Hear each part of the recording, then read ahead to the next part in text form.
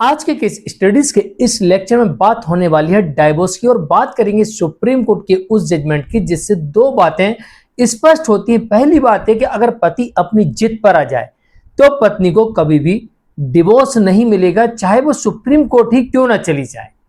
दूसरी तरफ अगर परिस्थितियां ऐसी जैसा कि जजमेंट में बताया गया है तब भी पत्नी को सुप्रीम कोर्ट से भी डिवोर्स नहीं मिलेगा, चाहे पति ने दूसरी शादी ही क्यों ना कर ली हो। तो चलिए आज के इस स्टडीज के इस लेक्चर में आपके समक्ष ये जजमेंट रखेंगे, पति की जिद के बारे में बताएंगे, परिस्थितियों के बारे में बताएंगे और साथ में ये भी बताएंगे कि इस मामले में पति ने दूसरी शादी भी कर ली और कोर्ट में साबित भी हो गई, फिर भी पत्नी को कोर्ट ने डिवोर्स नहीं दिया। जय जिनेंद्र, ओम केश जैन। वीडियो को लाइक और शेयर कर दीजिए और इस तरह के जजमेंट्स का पैकेज पाने के लिए जिसमें लगभग आपको 200 जजमेंट्स मिलते हैं या अन्य किसी जानकारी के लिए दिए गए नंबर पर आप हमें संपर्क कर सकते हैं। चलिए शुरुआत करते हैं। सबसे पहले बात कर लेते हैं पति की जिद की। क्या लिखा है जजमेंट में? मुख्य बात यहां पर यह देखने को मिलती है कि पत्नी के साथ पति द्वारा इस प्रकार दुर्व्यवहार किया जाए कि उसे मजबूरन पति से पृथक रहना पड़े। अगर पत्नी डाइवोर्स के लिए जाती है तो पत्नी को इस बात को कोर्ट के अंदर साबित करना पड़ेगा कि पति का ऐसा दुर्व्यवहार था, यानी पति उसे इस तरीके से प्रताड़ित करता था कि उसकी मजबूरी बन चुकी थी कि अब वो पति के साथ नहीं रह सकती, उसे हर हाल में पति को छोड़ के अलग रहना पड़ेगा अपनी सुख शांति के लिए, अपनी जान बचाने के लिए।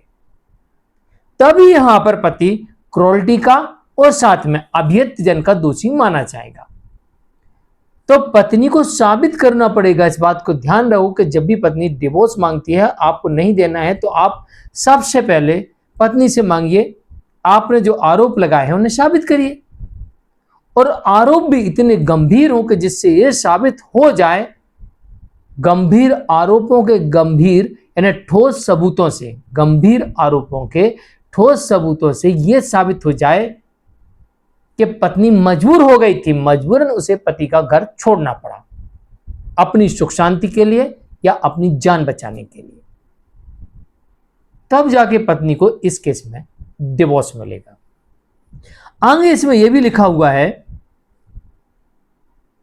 कि पति की सहमति के बिना, पति से सहमति नहीं ली और बिना किसी कारण के अलग रहने लगे, तब भी यहां पर पति को अभियंता जन का दोषी नहीं माना जा सकता। पति की परमिशन के बिना अगर पत्नी अलग रहती है बिना किसी कारण के, या तो पत्नी को कारण सिद्ध करना पड़ेगा कि वो किस कारणों से पति से अलग है, जैसे कि कोई मेडिकल ग्राउंड्स हो सकता है, जैसे कि इस केस में उसका जिक्र नहीं है, इस केस में नहीं था। दूसरा यहां पर जिक्र यह है कि पत्नी को साबित करना पड़ेगा कि उसकी ऐसी क्या व्यवस्था थी कि उसे पति का घर छोड़ना पड़ा, ये साबित करे वो क्या दुर्व्यवहार करता था पति उसके साथ कि उसे मजबूरन पति को छोड़ना पड़ा। तीसरी बात, या फिर यह साबित करे कि उसे किस वजह से अलग रहना पड़ रहा, उसने पति की आज्ञा लेके यानी पति से पूछ कर वो अलग रह रही है।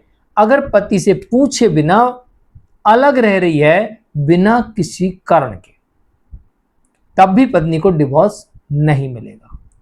अब इसमें यह एक बात और आगे इसमें यह भी लिखा गया है कि पति द्वारा द्वितीय विवाह के पश्चात भी पति का व्यवहार अपनी पत्नी के प्रति वैसा ही था जैसे पहले था। पति द्वारा किए गए द्वितीय विवाह के पश्चात भी पति का व्यवहार पत्नी के प्रति ऐसा नहीं रहा कि पत्नी को अलग रहना पड़े।